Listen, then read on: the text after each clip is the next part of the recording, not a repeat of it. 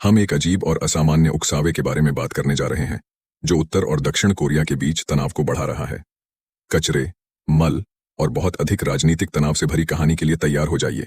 चलो शुरू करते हैं। पिछले कुछ महीनों में उत्तर कोरिया ने दक्षिण कोरिया को गुब्बारे भेजे हैं जो, ठीक है, कहें अप्रिय उपहारों से भरे हैं। इन गुब्बारों में कचरा, मानव मल और यहां तक कि सिगरेट के टुकड़े भी होते हैं।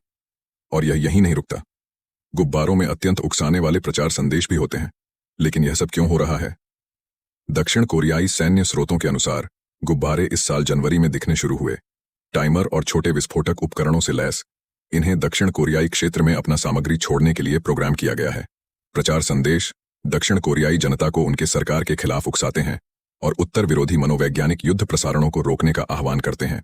कल्पना कीजिए कि निवासियों के लिए आसमान से गिरते गुब्बारों को देखना जो कचरा और मल फैलाते हैं। दक्षिण कोरियाई अधिकारियों ने शुरू में इन गुब्बारों में जैव रासायनिक पदार्थों के होने का संदेह किया था, लेकिन सौभाग्य से विश्लेषण के बाद यह पाया गया कि यह केवल सामान्य कचरा था। दक्षिण कोरियाई अधिकारियों की प्रतिक्रिया त्वरित थी और कुछ हद तक इस बात से राहत मिली कि कोई खतरनाक पदार्थ नहीं थे। हालांकि संदेश स्पष्ट था, उत्तर कोरिया दक्षिण को अस्थिर करने और उकसाने के लिए असामान्य रणनीतियों का उपयोग करने को तैयार है। कचरे वाले गुब्बारों का उपयोग एक मनोवैज्ञानिक युद्ध रणनीति है जिसका उद्देश्य परेशान करना और निरुत्साहित करना है। ये क्रियाएं दो कोरियाओं के बीच बढ़ते तनाव के संदर्भ में हो रही हैं। हाल ही में उत्तर कोरिया ने सफलतापूर्वक हाइड्रोजन बम का परीक्षण करने का दावा किया, जिससे किम जोंग उन के शासन पर अंतर्राष्ट्रीय दबाव और बढ़ गया। दक्षिण कोरिया बदले में उत्तर के खिलाफ अपने प्रचार प्रसारणों को तेज कर रहा है। गुब्बारों का उपयोग कर उत्तर कोरियाई शासन को महत्वपूर्ण संदेश भेज रहा है। अंतर्राष्ट्रीय समुदाय, जिसमें जापान और संयुक्त राज्य अमेरिका जैसे देश शामिल हैं, ने उत्तर कोरिया की कार्रवाइयों की कड़ी निंदा की। उन्हें संयुक्त राष्ट्र सुरक्षा परिषद के प्रस्तावों का उल्लंघन बताया। प्रचार और कचरा भेजने के लिए गुब्बारों का उपयोग कोरियाई प्रायद्वीप पर नया नहीं है। दशकों से दोनों पक्षों ने सैन्यकृत सीमा के पार संदेश और सामान भेजने के लिए गुब्बारों का उपयोग किया है। हालांकि इस बार उत्तर कोरिया के गुब्बारों की सामग्री ने अपने उकसावे और अवमानना के स्तर के लिए ध्यान आकर्षित किया। अतीत में दक्षिण कोरिया ने विरोधी शासन वाले पत्रक, दक्षिण कोरियाई फिल्मों और कार्यक्रमों के साथ यूएसबी और यहां तक कि डॉलर के बिलों के साथ गुब्बारे भेजे थे। इन प्रयासों का उद्देश्य उत्तर कोरियाई शासन के सूचना पर नियंत्रण को कमजोर करना और उत्तर कोरियाई नागरिकों को बाहरी दुनिया की एक झलक देना था।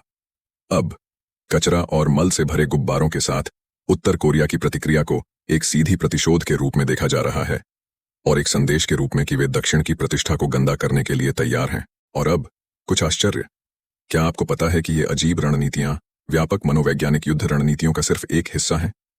प्रोपेगेंडा उपकरण के रूप में गुब्बारों का उपयोग कोरियाई युद्ध के समय से हो रहा है और दोनों देशों के बीच तनावपूर्ण संबंधों में लगातार बना हुआ है। इसके अलावा गुब्बारे सिर्फ साधारण हवा की थैलियां नहीं हैं। इन्हें सरल लेकिन प्रभावी प्रौद्योगिकियों से सुसज्जित किया गया है ताकि वे अपने लक्ष्यों तक पहुंच सकें। टाइमर और छोटे विस्फोटकों का उपयोग सामग्री को सही समय पर छोड़ने के लिए किया जाता है, जिससे अधिकतम उकसावे की गारंटी मिलती है। और यह मत सोचिए कि दक्षिण कोरिया इसे चुपचाप सहन कर रहा है। वे अपनी प्रचार अभियानों को जारी रखते हैं, संदेश और सामग्री भेजते हैं जो वे आशा करते हैं कि उत्तर कोरियाई शासन के भीतर परिवर्तन प्रेरित करेंगे। ये हाल के घटनाक्रम कोरियाई प्रायद्वीप पर संबंधों की नाजुकता और जटिलता को उजागर करते हैं। जबकि दोनों देशों के नेता उकसावे का आदान प्रदान जारी रखते हैं, अक्सर नागरिक आबादी ही इसके परिणाम भुगतती है। हमें उम्मीद है कि आपको हमारे साथ इस असामान्य और तनाव से भरी कहानी की खोज करना अच्छा लगा। अधिक आकर्षक कहानियों और जिज्ञासाओं के लिए चैनल को लाइक, शेयर और सब्सक्राइब करना न भूलें। अगले समय तक दोस्तों।